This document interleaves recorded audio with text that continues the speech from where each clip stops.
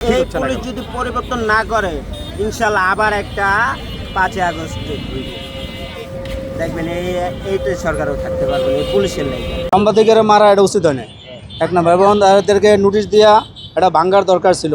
তারা এখন নোটিশ দিত, ঈদের পরে ভাঙতো এবং এদেরকে কিছু ক্ষয়ক্ষতি দিয়া তারপরে ভাঙতো।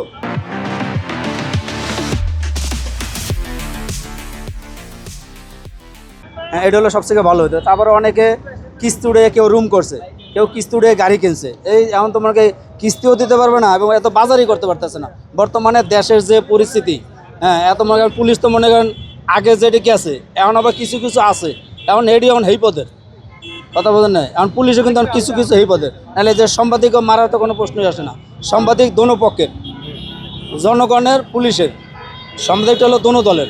তারা যত গোপন ওপন যা আছে, গোপনে কোনো কথা থাকলে এরা সাংবাদিক এটা প্রশ্ন ধরিয়ে ধরে সব জায়গায়। গোপন কথাটাও সাংবাদিকে ধরে। এখন ধরতে যে সাংবাদিকে মারছে, এটা তো পুলিশের উচিত হয় না। এখন এইটার জন্য এটা আপনারা এটার পথে আপনারা নেবেন যে পুলিশ এখানে সাংবাদিককে হাত দিব। জনগণে মারলে ওইটা হলো এক হিসাব। এই পুলিশই আছে দেখা যায়। আগের যে পুলিশ, যে আগে যে রাজাকার মেজাকার যেটি ছিল, এখন তো আবার হেডি আইতেছে।